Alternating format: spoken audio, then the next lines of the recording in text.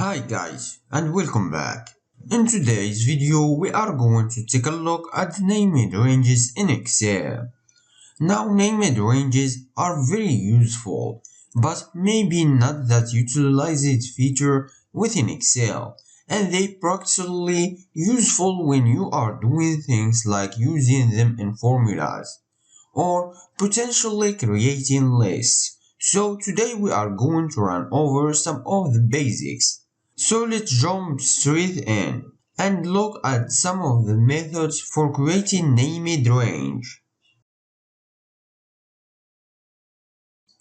So there are three main methods that we can use to name range in Excel. The first one is to come to our Formulas tab and come over to this Define Name button.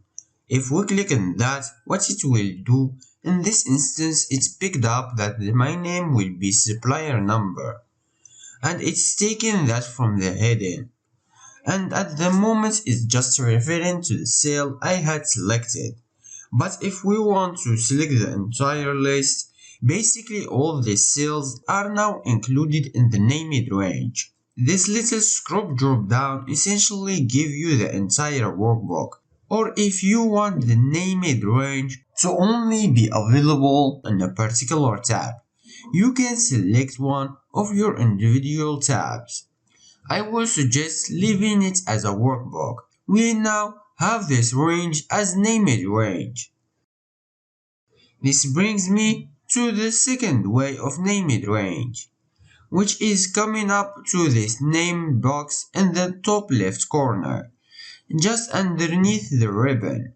And you can see there that this is the called supplier number, that's the named range. And if we were to select the second column, we can then, instead of having C2 up there, we can call this, say, display underscore name. Hit enter. Now this is name range 2. Our third method is to click, say, this final two columns, and this work when you have got a really big workbook. We can create from selection, and what it will do is it will open up this box and you can create names from the values in this instance we want it from the top row. I'm going to click OK, and what that is done is it's created this named range based in the header. So if we open this up, we can see his total sales, and if we select this one, you can see its total spend. So there are the three main methods of creating named range. One thing to note is your naming convention with named ranges. You will notice it's automatically created the named ranges based on the heading, but instead of space we have underscore. This is because that you can't have space in your named range. So you have either got to help with your underscores or simply all words meshed together. Named ranges also need to start with either an underscore or a letter or forward slash. So you won't be able to create a named range just said 2020, it wouldn't like that. So moving on into how we edit our named ranges. So it's quite simple to edit our named range. What we want to do is come back to our formulas tab and come to this name manager box. And if we click on that, what you will get is all your different named ranges in your workbook. So the name, the value that are included in that, what cells it refers to, and whether it's the workbook or just a particular tab. You can also add comments, and if you were to find this useful, and to edit any of these, what you can do is click on it and hit edit, and then you can edit what it refers to the name of it, and so on. You can also make changes down here. Say I want to include row number 22.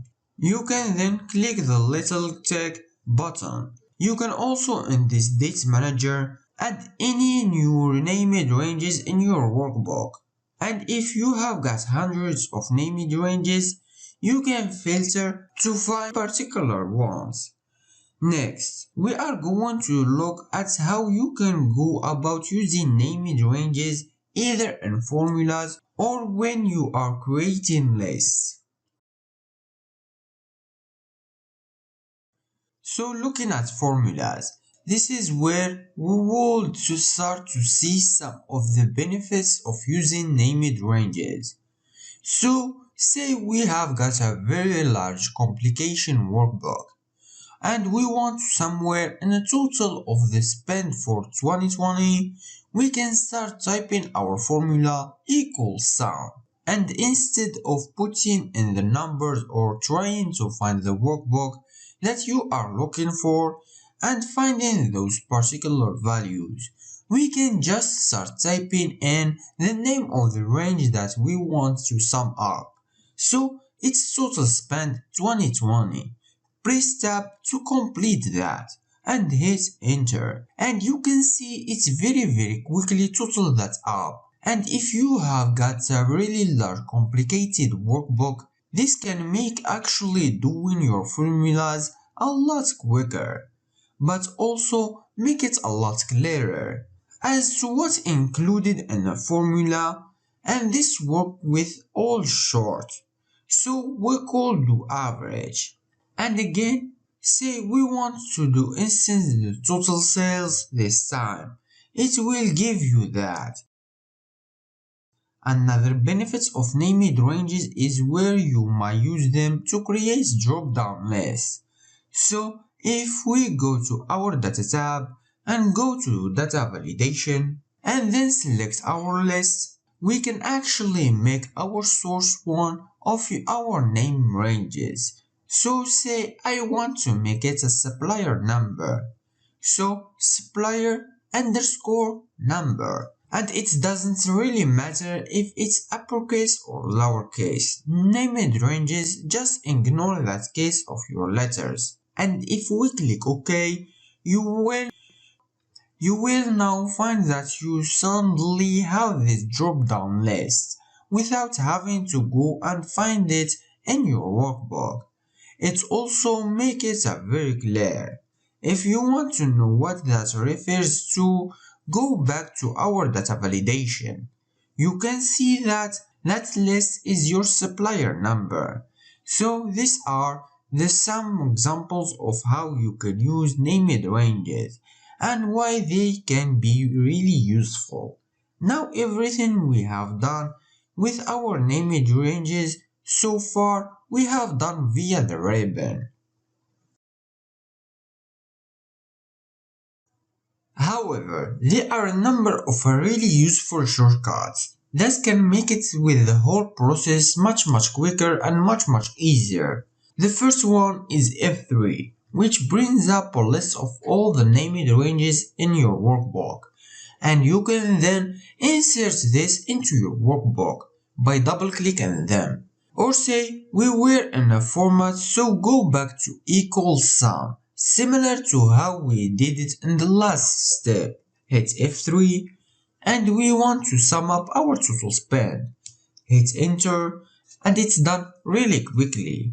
In a similar way, we can come back to our data tab, create a list, and say in this instance we want our supplier name. We press F3. We want this display name. Click OK, and very quickly you now have a drop-down list of your suppliers. So you can see that the process is much faster than using the ribbon as we did it in the first time.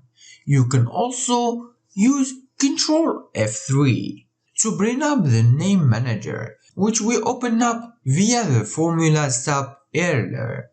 And you can edit that in the same way that we discussed. The final thing that you can do is if you select your full list, we can hit Ctrl Shift and F3 and it's bring up that create names from selection box. So They are the three really useful shortcuts that you can speed up creating, editing, and using naming ranges. Now so far, we have created in terms of named ranges has been a static named range, which means that if we were to add additional data at the bottom here, so say for example I added another few values in here. If we go back to our drop down list we created in the last one, you will see that they haven't added in the end of the list. Now, to make our named range more dynamic, what we can do is we can use functions with our named range. So when you go back to our definition by hitting Ctrl F3, so in this definition at the bottom what we can do is we can use a function to define our named range and make it dynamic. Now there is a number of ways you can do this using things like index or offsets. In this example, I'm going to use index as find it's one of the more straightforward ones to use. I will include a link in the description below to my previous index video, as well as the drop down list video if you would like to know a little bit more about creating drop down lists. But to start, just take a quick look at how index might work. So I'm going to start with just showing index, which I'm going to use to identify what the last option in the list is. I'm going to equals index. I'm going to select my range and I'm actually going to bring it down to the further, so let's say to 100. I'm actually going to make it absolute by hitting F4. And what I want is I want my last row to be the last row that has values in it. So I'm going to use COUNT to define how many non-blank rows are within my dataset. I'm going to use the exact same range. And if we then close our bracket and hit enter, you will see that the last one is supplier 24. And if I were to just expand this out a little bit further, so you are going to supply 30. So putting that into a function, what we can do is we can equals, we want our first value. So we want say 2. I will actually make that absolute to the last one. And you can see that it's pulled it all through. So if we were to take out some of these values, it's now dropping back down to 27. So this way of doing the function is basically limiting it going just up to a row 100. You can actually reference the entire column. So if we were to just copy this over and instead we will leave the C2 as it is because we want that to be our first value. We can actually take out the second part of this function, so just having C to C. And the same thing here.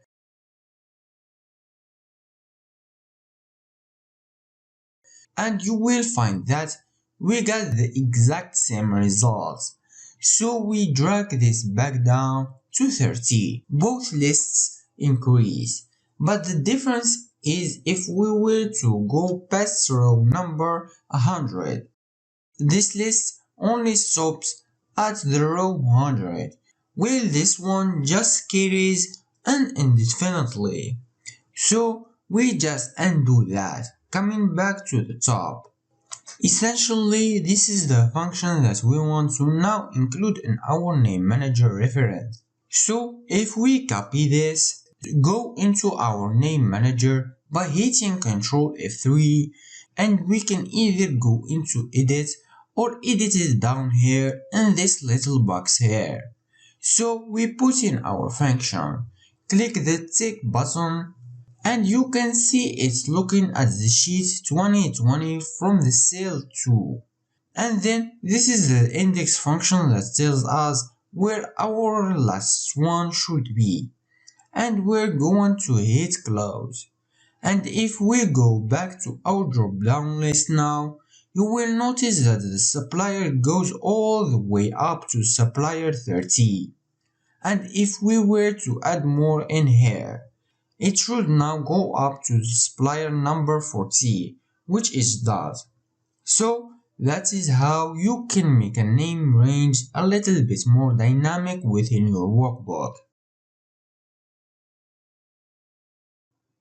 Now using Excel tables is another way of naming data within Excel, which works in the very similar way to naming ranges. So if we were to insert a table, we can see that my table has headers. It's referring to that data. We are going to click OK. What we can do, instead of having our table named as a table 1, we can call it something else. So we can call this, say, 2019 underscore data, and that is now the name of that table.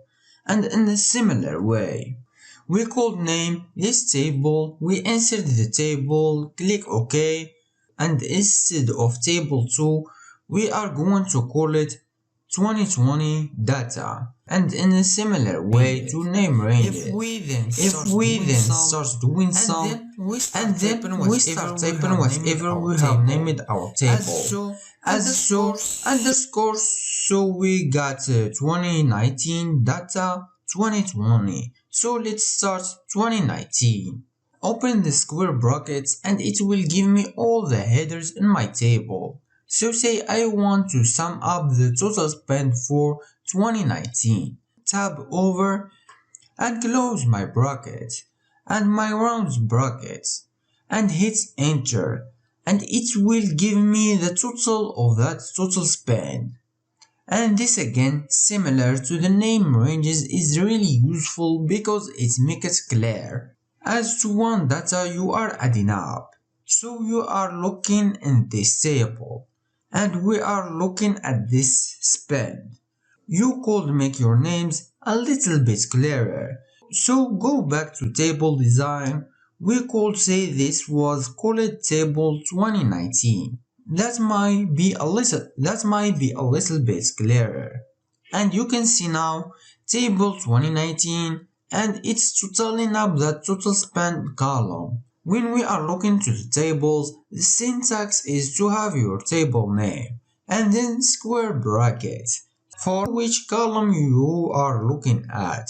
So I have got a couple of other videos in tables in Excel. Please watch them to understand better.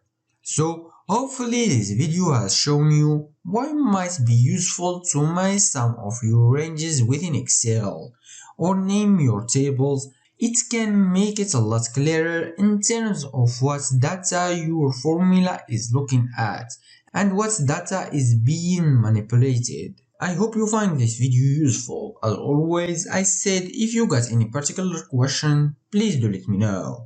And don't forget to give us your positive review. And I see you in the next video.